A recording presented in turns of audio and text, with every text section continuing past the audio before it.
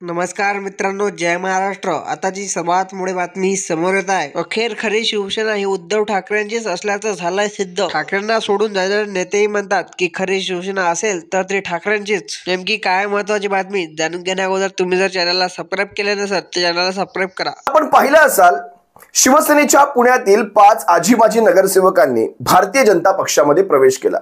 मी त्यांची इथे कुठेही नावं घेऊ इच्छित नाही, पण त्या प्रसंगी मीडियाने विचारलेल्या काही प्रश्नांवर उत्तरे देताना हे 5 आजी-माजी नगरसेवक, विशेषतः 1-2 त्यातले जे मुख्य बोलणारे होते, त्यांनी काय वक्तव्य केली ही तुमच्या सर्वांसमोर ठेवतो.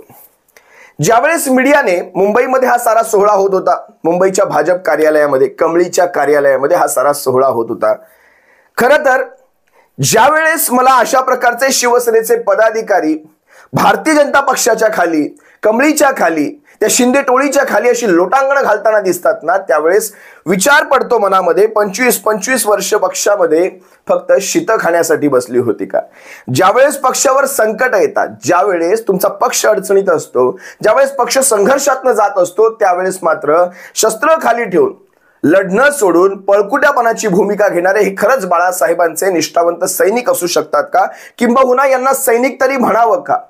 फक्त काय होतं माहितीये शिवसैनिकांनो, आसरा घेतला जातो, आमच्यावर अन्याय झाला, आसरा घेतला जातो, पक्षात आम्हाला किंमत नाही, आसरा घेतला जातो, आमच्या मागून आलेल्यांना आमच्या पुढे येऊन स्थानं दिली गेली, ह्याचा आसरा घेतला जातो. आज पर्याय आहेत, त्यामुळे या सगळ्या गोष्टींचे आसरे घेऊन आणि एक मुख्य आसरा तुमच्याशी मी नंतर बोलेलच, जो हिंदुत्वाचा आसरा आहे, त्या आसऱ्याविषयी देखील बोलेल. कशा प्रकारे संधी साधू पद्धतीने हिंदुत्वाचा आसरा घेतला तो याबद्दलही मी बोलेल. पण ज्यावेळेस काल एक प्रश्न विचारला गेला की आता तुम्ही ज्यावेळेस शिवसेनेमध्ये होता त्यावेळेस तुम्ही शिंदे गटाला नकली सेना वगैरे म्हणायचे किंवा शिंदेची शिवसेना ही नकली आहे, ही चोरलेली आहे, मग आता तुम्ही भाजपामध्ये आहात, आता नेमकी तुमची भूमिका ही काय असणार आहे? किती चपखलपणे, व्यवस्थितपणे पहिल्या दिवशी द्यायचं असतं ते उत्तर दिलेलं आहे. पहिल्या दिवशी याचा अर्थ असा, ज्या दिवशी हे जातात त्या पहिल्या दिवशी, दुसऱ्या दिवशी आणि तिसऱ्या दिवशी कुठलीही टीका होत नाही, कारण तोपर्यंत अजूनही रक्तातला तो शिवसेनेचा तो असर उतरलेला नसतो. असर उतरायला 2-3 दिवसांनंतरची पाकिट आणि त्या पाकिटांची वजनं ही कारणीभूत असतात. त्यानंतर मिळालेली आश्वासनं, आलोभनं, प्रलोभनं जोवरती रक्तामध्ये हळूहळू पूर्णपणे भिनत नाहीत, तोपर्यंत पहिल्या, दुसऱ्या, तिसऱ्या दिवसातली ही उत्तरं अशीच येत राहतात. उत्तर पहा काय ती. काय म्हणाले? खरी शिवसेना ही खरं तर आम्हाला विचाराल तर तुम्ही कालचा तो व्हिडिओ कुठल्याही माध्यमावर पहा. खरी शिवसेना आम्हाला विचाराल तर ती ठाकरेंचीच आहे.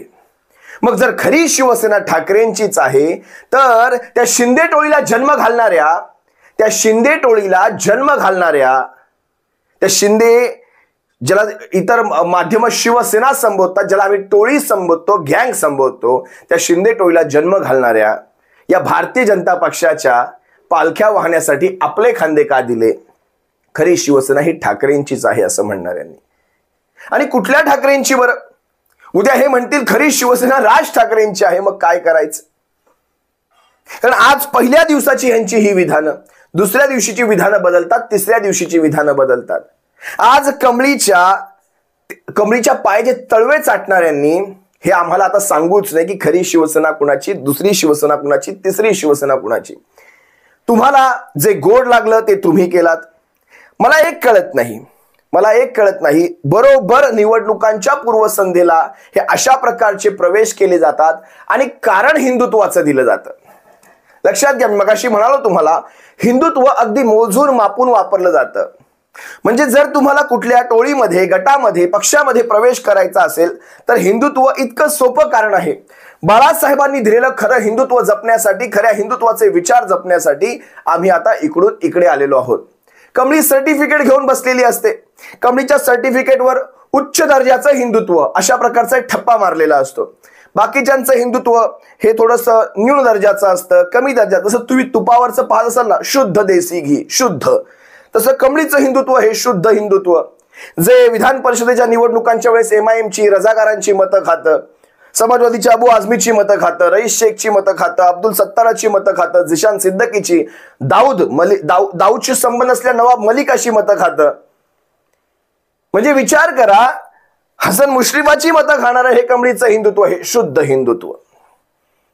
ह्याच कमळीच्या गोवा आणि मणिपूर राज्यामध्ये गायी खाल्ल्या जातात आणि महाराष्ट्रामध्ये राजकारण पाहून मातेचा दर्जा दिला जातो. हे शुद्ध हिंदुत्व, कमळीचं शुद्ध हिंदुत्व. मला नवल वाटतं या हिंदुत्वाचा कशा प्रकारे निवडणुका आल्या की हिंदुत्व पावित्र्य, या हिंदुत्वाचा विचार आणि हिंदुत्वाने आम्ही प्रेरित झालेलो आहोत आणि त्यामुळे आम्ही तिकडे जात आहोत.